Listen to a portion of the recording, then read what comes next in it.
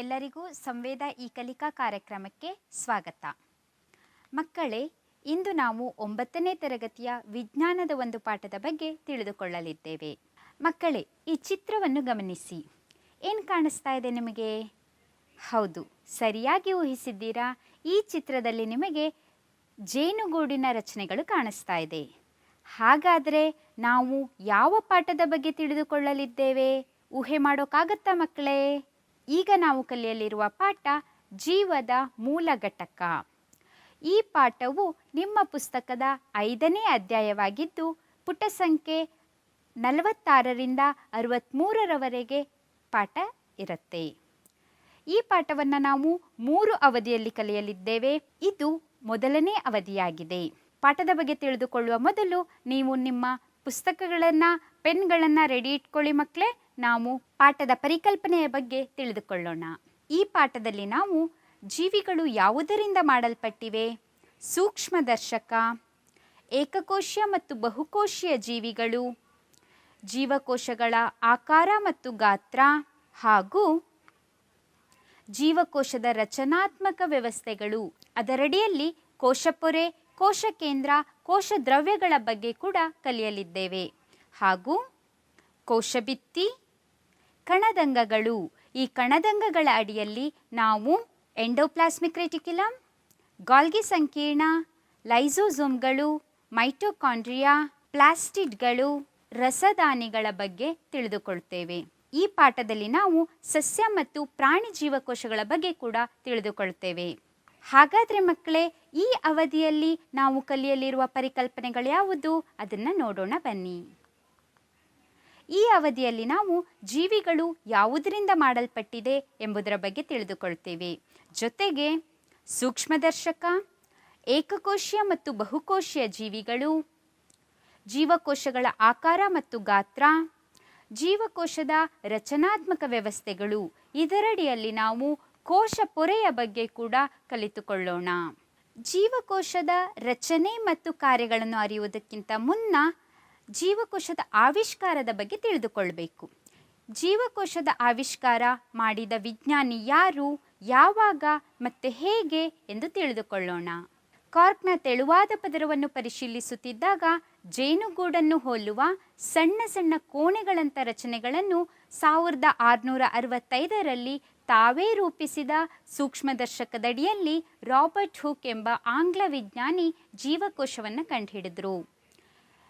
Robert Hooke ಎಂಬುವ ಆಂಗ್ಲ ವಿಜ್ಞಾನಿ ಈ ಜೀವಕೋಶದ ಆವಿಷ್ಕಾರವನ್ನು ಅಕಸ್ಮಾತ್ ಆಗಿ ಮಾಡಿದ್ದು. ಇದು ಮರದ ತೊಗಟೆಗಳು. ಮರದ ತೊಗಟೆಯ ಒಂದು ಭಾಗವಾದ ಕಾರ್ಕನ್ನು ಅವರೇ ಸ್ವತಃ ರೂಪಿಸಿದ ಸೂಕ್ಷ್ಮದರ್ಶಕದಡಿಯಲ್ಲಿ ಇಟ್ಟು ವೀಕ್ಷಿಸ್ತಾ ಇದ್ರು. ಹಾಗೆ ವೀಕ್ಷಿಸ್ತಾ ಇರುವಾಗ ಅವರು ಆ ಕಾರ್ಕ್ನಲ್ಲಿ ಸಣ್ಣ ಸಣ್ಣ ಕೋಣೆಗಳನ್ನು ಹೋಲುವ ರಚನೆಗಳನ್ನು ನೋಡಿದ್ರು. ಆ ಸಣ್ಣ ಸಣ್ಣ ಕೋಣೆಗಳನ್ನು ಅವರು ಜೀವಕೋಶ ಅಥವಾ ಸೆಲ್ ಎಂದು ಹೆಸರಿಸಿದರು. ಇಲ್ಲಿ ನಿಮಗೆ 2 ಚಿತ್ರ ಕಾಣಿಸ್ತಾ ಇದೆ ಮಕ್ಕಳ. ಈ 2 ಚಿತ್ರಗಳು ರಾಬರ್ಟ್ ಹುಕ್ ರವರು ಸ್ವತಃ ರೂಪಿಸಿದ ಸೂಕ್ಷ್ಮದರ್ಶಕ.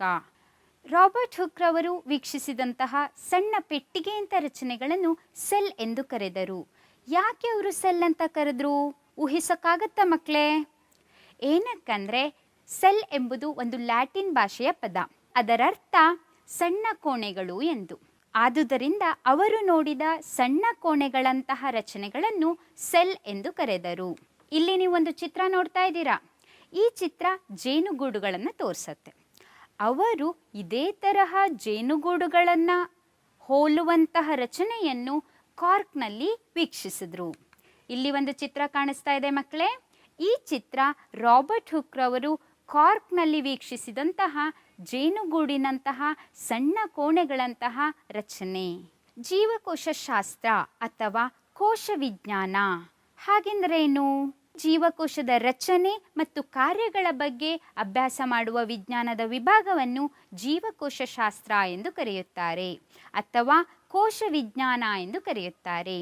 ಈ ಜೀವಕೋಶ ಶಾಸ್ತ್ರದಲ್ಲಿ ಅಧ್ಯಯನ ಮಾಡುವಂತಹ ವಿಜ್ಞಾನಿಯನ್ನು ಕೋಶ ವಿಜ್ಞಾನಿ, ಸೆಲ್ ಬಯಾಲಜಿಸ್ಟ್ ಎಂದು ಕರೆಯುತ್ತಾರೆ. ಈಗ ನಾವು ಜೀವಕೋಶಗಳ ರಚನೆಯ ಬಗ್ಗೆ ಹೆಚ್ಚು ಅರಿಯಲು ಒಂದು ಸಣ್ಣ ಚಟುವಟಿಕೆಯನ್ನು ಮಾಡೋಣ. ಈರುಳ್ಳಿ ಗಡ್ಡೆಗಳಿಂದ ಈರುಳ್ಳಿ ಪೊರೆಯ ತಾತ್ಕಾಲಿಕ ಸ್ಲೈಡನ್ನು ತಯಾರಿಸೋಣ. ಇವಾಗ ನಾವು ಸಂಯುಕ್ತ ಸೂಕ್ಷ್ಮದರ್ಶಕವನ್ನು ಬಳಸಿ ಹೇಗೆ ತಾತ್ಕಾಲಿಕವಾಗಿ ಒಂದು ವಸ್ತುವನ್ನು ಸ್ಲೈಡ್ ಮೇಲೆ ಇಟ್ಟು, ಗಾಜಿನ ಪಟ್ಟಿಯ ಮೇಲೆ ಇಟ್ಟು ಹೇಗೆ ನೋಡ್ಬೋದು ಅಂತ ನೋಡೋಣ. ಇದನ್ನು ಟೆಂಪರರಿ ಸ್ಲೈಡ್ ಮೌಂಟ್ ಅಂತ ಕರಿತೀವಿ. ಹೇಗೆ ಮಾಡೋದು ಅನ್ನೋದನ್ನು ನೋಡೋಣ. ಅದಕ್ಕೆ ಮುಂಚೆ ನಮಗೇನೇನು ಬೇಕು ಅನ್ನೋದನ್ನು ನೋಡೋಣ. ಮೊದಲನೇದಾಗಿ ಇಲ್ಲಿ ಸಂಯುಕ್ತ ಸೂಕ್ಷ್ಮದರ್ಶಕ ಇದೆ, ಒಂದು ಬೀಕರಲ್ಲಿ ನೀರಿದೆ, 2 ವಾಚ್ ಗ್ಲಾಸನ್ನು ತೊಗೊಂಡಿದ್ದೀನಿ, ಗಾಜಿನ ಪಟ್ಟಿಯನ್ನು ತೊಗೊಂಡಿದ್ದೀನಿ, ಇಲ್ಲಿ ಕವರ್ ಸ್ಲಿಪ್ಪನ್ನು ತೊಗೊಂಡಿದ್ದೀನಿ. ಈರುಳ್ಳಿ ಗಡ್ಡೆ ಬೇಕಿದ್ದಕ್ಕೆ ಈರುಳ್ಳಿಯನ್ನು ಒಣಸಿಪ್ಪೆ ಎಲ್ಲ ಬಿಡಿಸ್ಬಿಟ್ಟು ಪ್ರಯೋಗಕ್ಕೆ ನಾನು ಸಿದ್ಧ ಮಾಡಿ ಇಟ್ಕೊಂಡಿದ್ದೀನಿ. ಇದಾದಮೇಲೆ ಗ್ಲಿಸರಿನನ್ನು ತಗೋಬೇಕು. ಆಮೇಲೆ ಯಾವುದಾದ್ರೂ ವರ್ಣದ್ರವ್ಯ, ಇಲ್ಲಿ ನಾನು ಇಯೋಸಿನ್ ತೊಗೊಂಡಿದ್ದೀನಿ. ನೀವು ಮೀಥೈಲ್ ಆರೆಂಜ್, ಮೀಥೈಲ್ ರೆಡ್ಡು ಅಥವಾ ಸಾಫ್ರೋನಿನ್ನು ಯಾವ್ದು ಬೇಕಾದರೂ ತೊಗೋಬೋದು. ಮತ್ತು ಡ್ರಾಪರನ್ನು ತೊಗೊಂಡಿದ್ದೀನಿ, ಒಂದು ಪೇಂಟ್ ಬ್ರಷನ್ನು ತೊಗೊಂಡಿದ್ದೀನಿ, ನಂತರ ಈ ನೀಡಲ್ ಅಥವಾ ಸೂಜಿಯನ್ನು ತೊಗೊಂಡಿದ್ದೀನಿ, ಒಂದು ಫೋರ್ಸೆಪ್ಸನ್ನು ತೊಗೊಂಡಿದ್ದೀನಿ. ಈಗ ಪ್ರಯೋಗವನ್ನು ಮಾಡೋಣ. ಮೊದಲನೇದಾಗಿ ಡ್ರಾಪರನ್ನು ತಗೊಂಡು ಒಂದು ವಾಚ್ ಗ್ಲಾಸಲ್ಲಿ ಸ್ವಲ್ಪ ನೀರನ್ನು ಹಾಕ್ಕೊಳ್ತೀನಿ, ಇನ್ನೊಂದರಲ್ಲೂ ಸ್ವಲ್ಪ ನೀರನ್ನು ಹಾಕ್ಕೊಳ್ತೀನಿ. ಹಾಕ್ಕೊಂಡ ಮೇಲೆ ನಂತರ ಇಯೋಸಿನ್ ಅಥವಾ ವರ್ಣದ್ರವ್ಯವನ್ನು ತಗೊಂಡು ಹೀಗೆ ಸ್ವಲ್ಪವನ್ನು ತಗೊಂಡು ಒಂದರಲ್ಲಿ ಸ್ವಲ್ಪ ವರ್ಣದ್ರವ್ಯವನ್ನು ಹಾಕ್ಕೊಂಡಿರ್ತೀನಿ. ಯಾಕೆಂದರೆ ಕೋಶಗಳು ಕಾಣಿಸ್ಬೇಕು ಅಂದರೆ ಸ್ಪಷ್ಟವಾಗಿ ಕಾಣೋದಿಲ್ಲ, ಅದಕ್ಕೋಸ್ಕರ ವರ್ಣದ್ರವ್ಯವನ್ನು ಹಾಕ್ಕೊಂಡಿದ್ದೀನಿ. ನೆಕ್ಸ್ಟ್ ಏನು ಮಾಡ್ತೀನಿ ಅಂದರೆ ಒಂದು ಈರುಳ್ಳಿ ಸಿಪ್ಪೆಯನ್ನು ಸುಲಿದಿರೋ ಅದನ್ನು ಮೊದಲೇ ಸಿದ್ಧ ಮಾಡಿ ಇಟ್ಕೊಂಡಿದ್ದೀನಿ. ನೀವು ನಿಧಾನವಾಗಿ ಈ ಸಿಪ್ಪೆಯನ್ನು ಬಿಡಿಸ್ಕೊಂಡು ಕೈಯಲ್ಲಾಗದೇ ಇದ್ದರೆ ಪೇಂಟ್ ಬ್ರಷ್ ಆದರೂ ತಗೋಬಹುದು. ಪೇಂಟ್ ಬ್ರಷ್ ತಗೊಂಡು ನೀರಿನಲ್ಲಿ ಹಾಕಿಡಿ. ಒಣಗೋಗಬಾರ್ದು ಕೋಶಗಳು, ಆವಾಗ ಸ್ಪಷ್ಟವಾಗಿ ಕಾಣೋದಿಲ್ಲ. ನಂತರ ಏನು ಮಾಡಿ, ಗಾಜಿನ ಸ್ಲೈಡನ್ನು ತಗೊಂಡ್ಬಿಟ್ಟು ಈ ಡ್ರಾಪರ್ ತಗೊಂಡು ಸ್ವಲ್ಪ ವರ್ಣದ್ರವ್ಯವನ್ನು ಈ ಗಾಜಿನ ದ್ರವದ ಮೇಲೆ ಹಾಕ್ಕೊಳ್ಳಿ. ಹಾಕಿದ ಮೇಲೆ ಮತ್ತೆ ಪೇಂಟ್ ಬ್ರಷನ್ನು ತಗೊಂಡು ಈ ಈರುಳ್ಳಿ ಸಿಪ್ಪೆಯನ್ನು ತಗೊಂಡು ನಿಧಾನಕ್ಕೆ ಅದರ ಮೇಲೆ ಹಾಕಿ ಚೆನ್ನಾಗಿ ಹರಡಿ. ನಿಮಗೆ ಇದು ಕತ್ತರಿಯನ್ನು ಚಾಕುನ ತಗೊಂಡು ಎಷ್ಟು ಬೇಕೋ ಅಷ್ಟನ್ನು ಕಟ್ ಮಾಡ್ಕೋಬೋದು, ತೊಂದರೆ ಇಲ್ಲ. ನಂತರ ಏನು ಮಾಡಬೇಕು, ಗ್ಲಿಸರಿನನ್ನು ತಗೊಂಡು 1-2 ತೊಟ್ಟು ಗ್ಲಿಸರಿನ್ ಹಾಕಿದ್ರೆ ಅದು ವಸ್ತು ತುಂಬ ಸ್ಪಷ್ಟವಾಗಿ ಕಾಣುತ್ತೆ. ಅದಕ್ಕೆ ಗ್ಲಿಸರಿನನ್ನು ಹಾಕ್ಕೊಳ್ತೀವಿ. ಎಕ್ಸ್ಟ್ರಾ ಇರೋದನ್ನು ನೀವು ಸುರಿದು ಬಿಡ್ಬೋದು ಅಥವಾ ಬ್ಲಾಟಿಂಗ್ ಪೇಪರ್ ತಗೊಂಡು ತೆಗಿಬೋದು. ಇವಾಗ ಏನು ಮಾಡಬೇಕು, ತುಂಬ ಎಚ್ಚರಿಕೆಯಿಂದ ಗಮನಿಸ್ಕೊಳ್ಳಿ. ನಾನಿಲ್ಲಿ ಸೂಜಿಯನ್ನು ತಗೊಂಡಿದ್ದೀನಿ, ಆಮೇಲೆ ಕವರ್ ಸ್ಲಿಪ್ಪನ್ನು ಹೀಗೆ ಇಡ್ತೀನಿ, ದ್ರವದ ಹತ್ರ ಇಟ್ಟು ನಿಧಾನವಾಗಿ ಅದನ್ನು ಕೆಳಗಡೆ ಬಿಡ್ತೀನಿ. ಹೇಗೆ ಬಿಡಬೇಕು ಅಂದರೆ ಒಂದು ಬಬಲ್, ಗಾಳಿ ಗುಳ್ಳೆಗಳು ಬರಬಾರ್ದು, ಆ ಥರ ಹೀಗೆ ಮಾಡಿದ್ದೀನಿ. ನಂತರ ಸೂಕ್ಷ್ಮದರ್ಶಕದ ಹತ್ತಿರ ಇಟ್ಟು ಅದಕ್ಕೆ ಕ್ಲಿಪ್ಗಳನ್ನು ಫಿಕ್ಸ್ ಮಾಡಿ ಅಲಗಾಡದೇ ಇರೋ ಹಾಗೆ ಮತ್ತೆ ಫೋಕಸ್ ಮಾಡಿಕೊಂಡು ನೀವು ನೋಡಿ. ಈಗ ನೀವು ಈರುಳ್ಳಿ ಪೊರೆಯ ತಾತ್ಕಾಲಿಕ ಸ್ಲೈಡನ್ನು ಹೇಗೆ ತಯಾರಿಸಬೇಕು ಮತ್ತು ಅದನ್ನು ಸೂಕ್ಷ್ಮದರ್ಶಕದಡಿ ಹೇಗೆ ವೀಕ್ಷಿಸಬೇಕು ಎಂದು ಕಲಿತುಕೊಂಡಿದ್ದೀರಾ, ಹೌದಲ್ವಾ ಮಕ್ಕಳೇ? ಈಗ ನಾವು ಸೂಕ್ಷ್ಮದರ್ಶಕದಡಿ ಈರುಳ್ಳಿ ಪೊರೆಯ ತಾತ್ಕಾಲಿಕ ಸ್ಲೈಡನ್ನು ಇಟ್ಟಾಗ ಜೀವಕೋಶಗಳು ಹೇಗೆ ಕಾಣಿಸುತ್ತದೆ ಎಂಬುದನ್ನು ನೋಡೋಣ. ಇಲ್ಲಿ ನಿಮಗೆ ಒಂದು ಚಿತ್ರ ಕಾಣಿಸ್ತಾ ಇದೆ ಮಕ್ಕಳೇ. ಇದು ಈರುಳ್ಳಿ ಪೊರೆಯ ತಾತ್ಕಾಲಿಕ ಸ್ಲೈಡನ್ನು ಕಡಿಮೆ ಸಾಮರ್ಥ್ಯದ ಮಸೂರದಡಿ ಇಟ್ಟಾಗ ಕಾಣಸಿಗುವಂತಹ ಜೀವಕೋಶಗಳು. ಇದನ್ನು ಸರಿಯಾಗಿ ಗಮನಿಸಿ ಮಕ್ಕಳೇ. ಇದರಲ್ಲಿ ನಿಮಗೆ ಜೀವಕೋಶಗಳ ಜೋಡಣೆ ಹೇಗೆ ಕಾಣಿಸುತ್ತೆ ಅಂದರೆ, ಗೋಡೆ ಕಟ್ಟುವಾಗ ಗೋಡೆಗಳಲ್ಲಿ ಇಡುವ ಇಟ್ಟಿಗೆಯ ಜೋಡಣೆಯಂತೆ ಕಾಣಿಸ್ತಾ ಇದೆ. ಇದೇ ಸ್ಲೈಡನ್ನು ನಾವು ಅಧಿಕ ಸಾಮರ್ಥ್ಯದ ಮಸೂರದಡಿ ನೋಡಿದಾಗ ನಮಗೆ ರಚನೆಗಳು ಹೀಗೆ ಕಾಣಿಸುತ್ತೆ. ಸರಿಯಾಗಿ ಗಮನಿಸಿ ಮಕ್ಕಳೇ. ಆ ರಚನೆಯಲ್ಲಿ ನಿಮಗೆ 2 ಪದರಗಳು ಕಾಣಿಸ್ತಾ ಇದೆ, ಒಂದು ಕೋಶಭಿತ್ತಿ, ಇನ್ನೊಂದು ಕೋಶಪೊರೆ. ಹಾಗೆ ಇಲ್ಲಿ ಕಾಣಿಸ್ತಾ ಇದೆ ನೋಡಿ, ಕೆಂಪು ಬಣ್ಣದ ವೃತ್ತಾಕಾರದ ರಚನೆ ಕಾಣಿಸ್ತಾ ಇದೆ. ಆ ರಚನೆಯೇ ನ್ಯೂಕ್ಲಿಯಸ್ ಅಥವಾ ಕೋಶ ಕೇಂದ್ರ. ಇವುಗಳ ಬಗ್ಗೆ ನಾವು ಮುಂಬರುವ ಅವಧಿಗಳಲ್ಲಿ ಹೆಚ್ಚಿನದಾಗಿ ಕಲಿತೇವೆ. ಈಗ ನಾವು ಜೀವಕೋಶದ ಇತಿಹಾಸದ ಬಗ್ಗೆ ನೋಡೋಣ. 1965ರಲ್ಲಿ ರಾಬರ್ಟ್ ಹುಕ್ ಎಂಬ ವಿಜ್ಞಾನಿ ಮೊದಲ ಬಾರಿಗೆ ಜೀವಕೋಶವನ್ನು ಆವಿಷ್ಕರಿಸಿದರು. ಅದಾದ ನಂತರ 1674ರಲ್ಲಿ ಲಿವೆನ್ ಹಾಕ್ ಎಂಬ ವಿಜ್ಞಾನಿ ಸ್ವತಂತ್ರವಾಗಿ ಜೀವಿಸುತ್ತಿರುವ ಜೀವಕೋಶವನ್ನು ಆವಿಷ್ಕರಿಸಿದರು. ಇಲ್ಲಿ ನೋಡಿ ಮಕ್ಕಳೇ, ಲಿವೆನ್ ಹಾಕ್ರವರ ಛಾಯಾಚಿತ್ರ ಕಾಣಿಸ್ತಾ ಇದೆ. ಅದಾದ ನಂತರ 1831ರಲ್ಲಿ ರಾಬರ್ಟ್ ಬ್ರೌನ್ ಎಂಬ ವಿಜ್ಞಾನಿ ಜೀವಕೋಶಗಳಲ್ಲಿನ ನ್ಯೂಕ್ಲಿಯಸ್ ಅನ್ನು ಆವಿಷ್ಕರಿಸಿದರು. ಇವರೇ ರಾಬರ್ಟ್ ಬ್ರೌನ್ ರವರು. ತದನಂತರ 1839ರಲ್ಲಿ ಪರ್ಕಿಂಜೆ ಎಂಬ ವಿಜ್ಞಾನಿ ಪ್ರೋಟೋಪ್ಲಾಸಮ್ ಎಂಬ ಒಂದು ಪದವನ್ನು ಟಂಕಿಸಿದರು. ಹಾಗಾದರೆ ಪ್ರೋಟೋಪ್ಲಾಸಮ್ ಎಂದರೇನು? ಪ್ರೋಟೋಪ್ಲಾಸಮ್ ಎಂದರೆ ಜೀವಕೋಶದ ಒಳಗೆ ಕಂಡುಬರುವ ದ್ರವ ಪದಾರ್ಥ. ಈ ದ್ರವ ಪದಾರ್ಥವನ್ನು ಪ್ರೋಟೋಪ್ಲಾಸಮ್ ಎಂದು ಮೊದಲ ಬಾರಿಗೆ ಪರ್ಕಿಂಜೆರವರು ಕರೆದರು.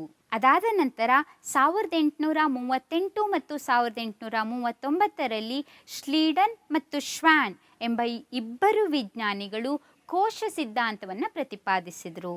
ನಂತರ 1855ರಲ್ಲಿ ರುಡಾಲ್ಫ್ ವರ್ಚೋ ಎಂಬ ವಿಜ್ಞಾನಿ ಇದೇ ಕೋಶ ಸಿದ್ಧಾಂತವನ್ನು, ಶ್ಲೀಡನ್ ಮತ್ತು ಶ್ವಾನ್ ರವರು ಪ್ರತಿಪಾದಿಸಿದ ಕೋಶ ಸಿದ್ಧಾಂತವನ್ನು ವಿಸ್ತರಿಸಿದರು. ಇವರು ರುಡಾಲ್ಫ್ ವರ್ಚೋರವರು. ನಂತರ 1940ರಲ್ಲಿ ಎಲೆಕ್ಟ್ರಾನ್ ಸೂಕ್ಷ್ಮದರ್ಶಕದ ಆವಿಷ್ಕಾರ ಆಯಿತು. ಈ ಎಲೆಕ್ಟ್ರಾನ್ ಮೈಕ್ರೋಸ್ಕೋಪಿನ ಆವಿಷ್ಕಾರದಿಂದಾಗಿ ಜೀವವಿಜ್ಞಾನದಲ್ಲಿ ಮತ್ತು ಕೋಶಶಾಸ್ತ್ರದಲ್ಲಿ ಬಹಳಷ್ಟು ಬದಲಾವಣೆಗಳು ಉಂಟಾದವು. ಶ್ಲೀಡನ್ ಮತ್ತು ಶ್ವಾನ್ ರವರು ಕೋಶ ಸಿದ್ಧಾಂತದಲ್ಲಿ 2 ತತ್ವಗಳನ್ನು ಪ್ರತಿಪಾದಿಸಿದರು.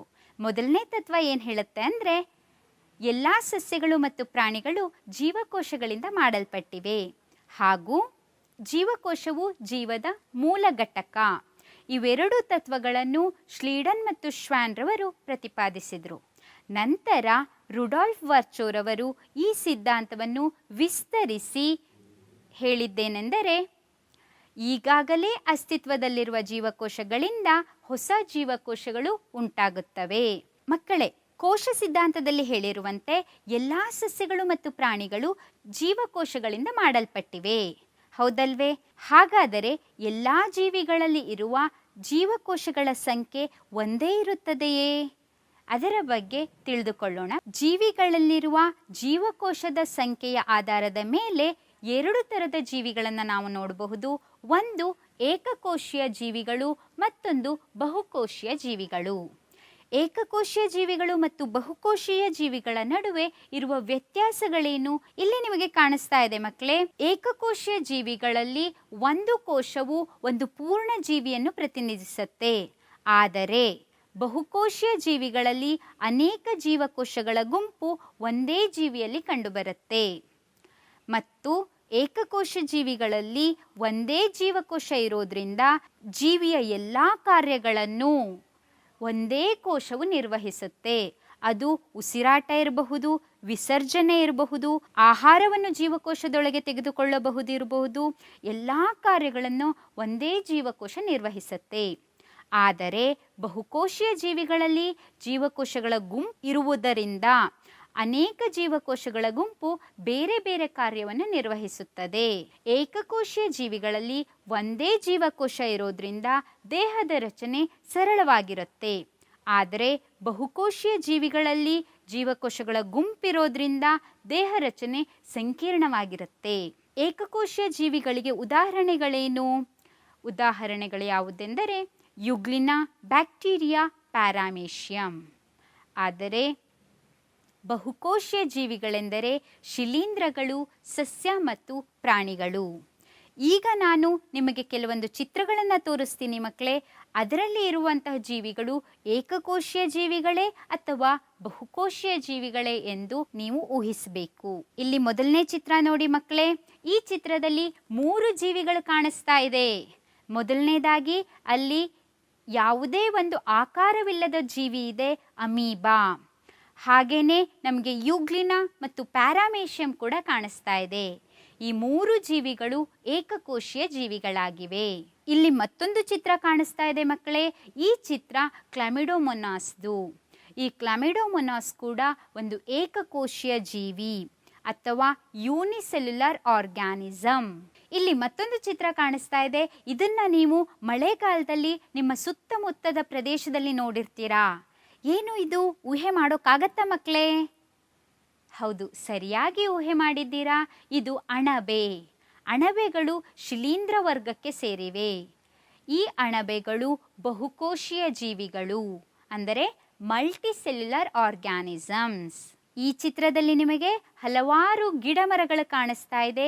ಈ ಗಿಡಮರಗಳು ಕೂಡ ಬಹುಕೋಶೀಯ ಜೀವಿಗಳು, ಮಲ್ಟಿಸೆಲ್ಯುಲರ್ ಆರ್ಗ್ಯಾನಿಸಮ್ಸ್. ನಮ್ಮ ದೇಹದಲ್ಲಿರುವ ಎಲ್ಲ ಜೀವಕೋಶಗಳು ಒಂದೇ ಆಕಾರದಲ್ಲಿರುತ್ತವೆಯೇ? ಹಾಗೂ ಅವುಗಳ ಗಾತ್ರ ಒಂದೇ ಥರವಾಗಿರುತ್ತದೆಯೇ? ಈಗ ನಾವು ತಿಳಿದುಕೊಳ್ಳೋಣ. ಜೀವಕೋಶದ ಆಕಾರ ಮತ್ತು ಗಾತ್ರ ಅವು ನಿರ್ವಹಿಸುವ ನಿರ್ದಿಷ್ಟ ಕಾರ್ಯಗಳಿಗೆ ಸಂಬಂಧಿಸಿದೆ. ಕೆಲವೊಂದು ಜೀವಿಗಳಲ್ಲಿ ಜೀವಕೋಶವು ನಿರ್ದಿಷ್ಟವಾದ ಆಕಾರವನ್ನು ಹೊಂದಿರುವುದಿಲ್ಲ. ಉದಾಹರಣೆಗೆ ಅಮೀಬಾದಂತಹ ಜೀವಿಗಳಲ್ಲಿ ಬದಲಾಗುವ ಆಕಾರದ ಜೀವಕೋಶ ಕಂಡುಬರುತ್ತದೆ. ಮಕ್ಕಳೇ, ಮನುಷ್ಯನ ದೇಹದಲ್ಲಿ ಈ ತರಹದ ಯಾವುದಾದ್ರೂ ಜೀವಕೋಶ ಇದೆಯೇ? ಹೌದು, ನೀವು ಸರಿಯಾಗಿ ಊಹಿಸಿರುತ್ತೀರಾ. ನಮ್ಮ ದೇಹದಲ್ಲಿರುವ ಬಿಳಿ ರಕ್ತಕೋಶಗಳು ಅವುಗಳ ಆಕಾರವನ್ನು ಬದಲಿಸಬಹುದು. ಅನೇಕ ಜೀವಕೋಶಗಳ ಆಕಾರ ಸ್ಥಿರವಾಗಿರುತ್ತದೆ. ಹಾಗಾದರೆ ಜೀವಕೋಶದ ಗಾತ್ರ ಜೀವಿಯ ಗಾತ್ರದ ಮೇಲೆ ಅವಲಂಬಿತವಾಗಿದೆಯೇ? ತಿಳಿಯೋಣ ಬನ್ನಿ. ನಿರ್ದಿಷ್ಟ ಜೀವಕೋಶದ ಗಾತ್ರವು ಹೆಚ್ಚು ಕಡಿಮೆ ಸ್ಥಿರವಾಗಿರುತ್ತದೆ.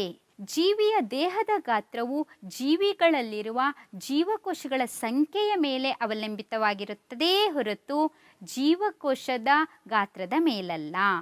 ಇಲ್ಲಿ ನೋಡಿ, 2 ಚಿತ್ರಗಳನ್ನು ತೋರಿಸ್ತೀನಿ. ಮೊದಲನೇದು ಯಾವ ಜೀವಿ ಇದು? ಇದು ಇರುವೆ. ಹಾಗೆ ಇಲ್ಲಿ ನಿಮಗೆ ಆನೆ ಕಾಣಿಸ್ತಾ ಇದೆ. ಈ ಇರುವೆ ಮತ್ತು ಆನೆ ಗಾತ್ರದಲ್ಲಿ ಬೇರೆ ಬೇರೆಯಾಗಿವೆ. ಇರುವೆ ಚಿಕ್ಕ ಗಾತ್ರದ್ದಾಗಿದ್ದು ಆನೆ ದೊಡ್ಡ ಗಾತ್ರದಾಗಿದೆ. ಅದರರ್ಥ ಇರುವೆಯಲ್ಲಿರುವ ಜೀವಕೋಶಗಳ ಗಾತ್ರ ಚಿಕ್ಕದಾಗಿದೆ ಎಂದೇ? ಇಲ್ಲ ಮಕ್ಕಳೇ, ಇರುವೆಯಲ್ಲಿರುವ ಜೀವಕೋಶಗಳ ಸಂಖ್ಯೆ ಕಡಿಮೆ ಇದೆ. ಆದರೆ ಆನೆಯಲ್ಲಿ ಜೀವಕೋಶಗಳ ಸಂಖ್ಯೆ ಜಾಸ್ತಿ ಇದೆ. ಆದುದರಿಂದ ಆನೆಯ ಗಾತ್ರ ದೊಡ್ಡದಾಗಿದೆ.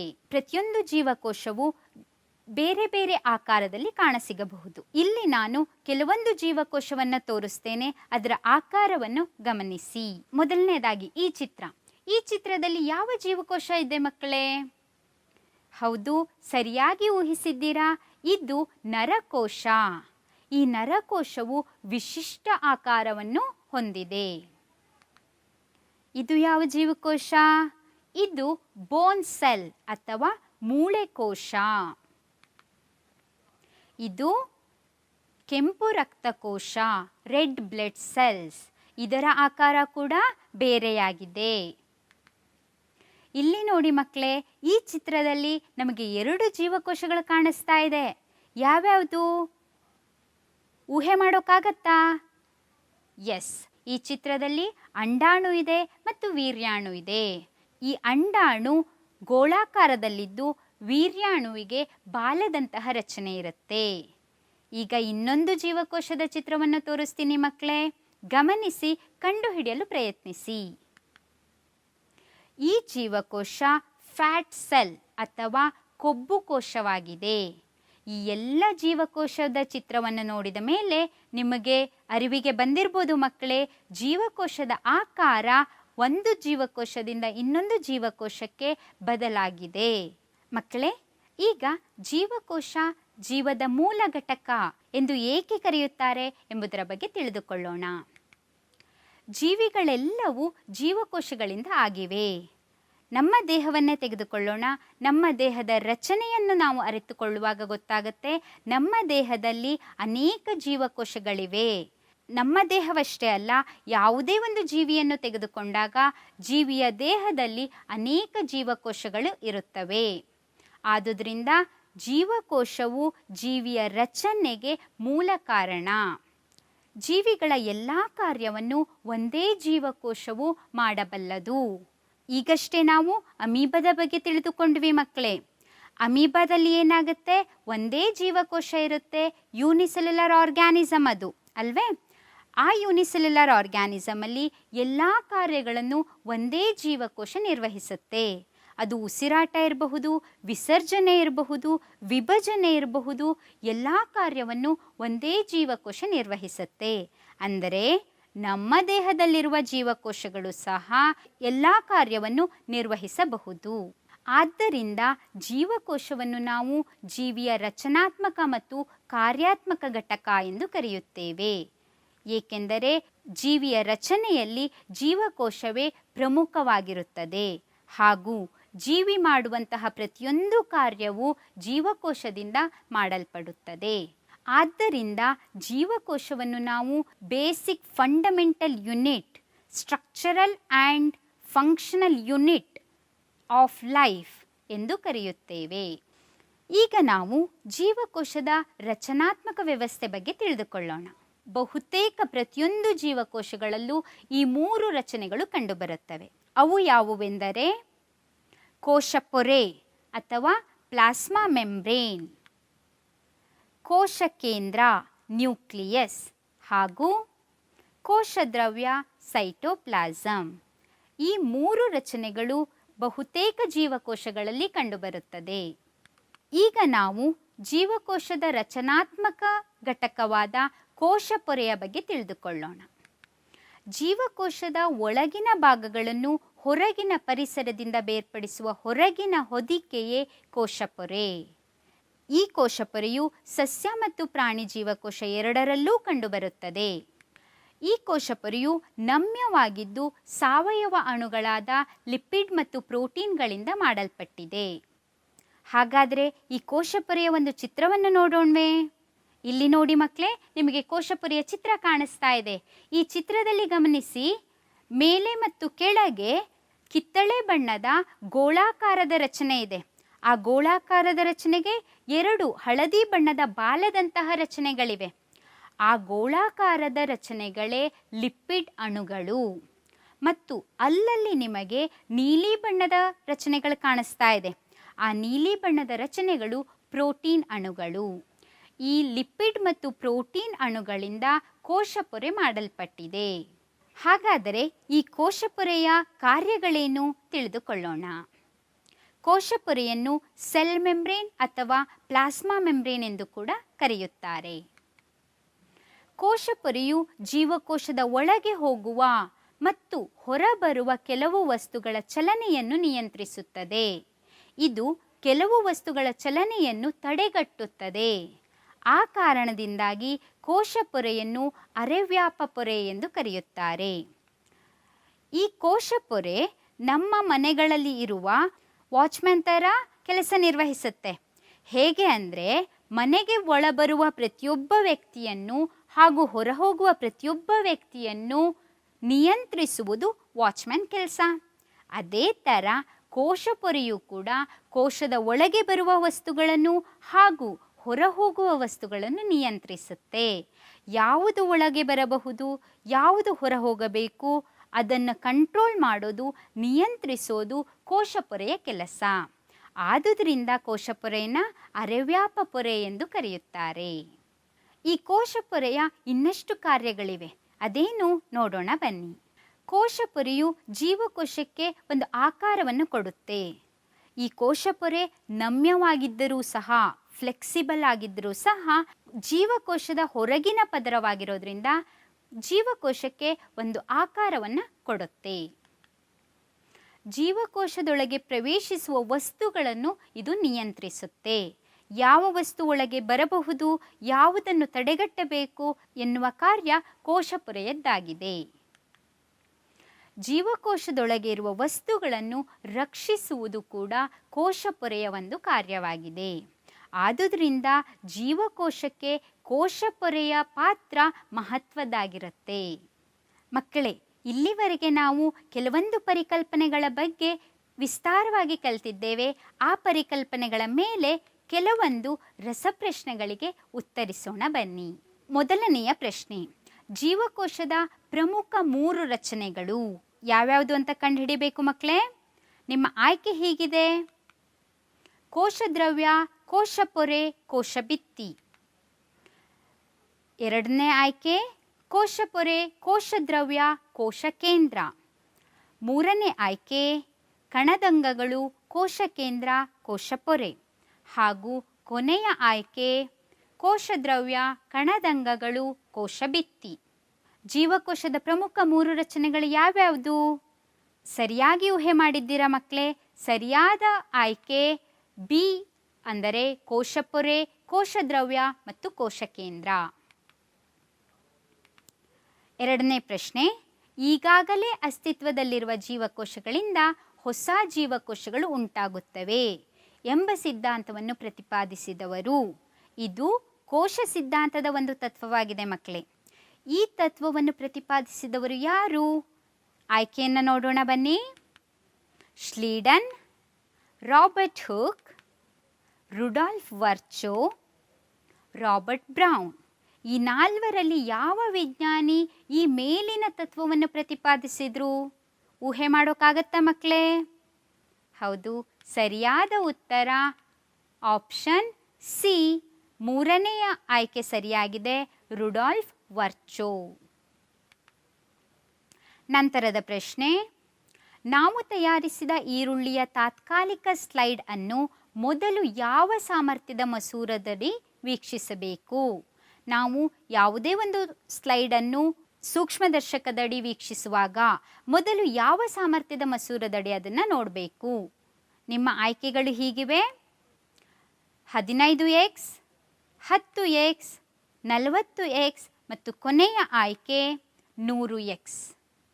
ಯಾವ ಮಸೂರದಡಿ ಮೊದಲು ವೀಕ್ಷಿಸ್ತೇವೆ ಮಕ್ಕಳೇ?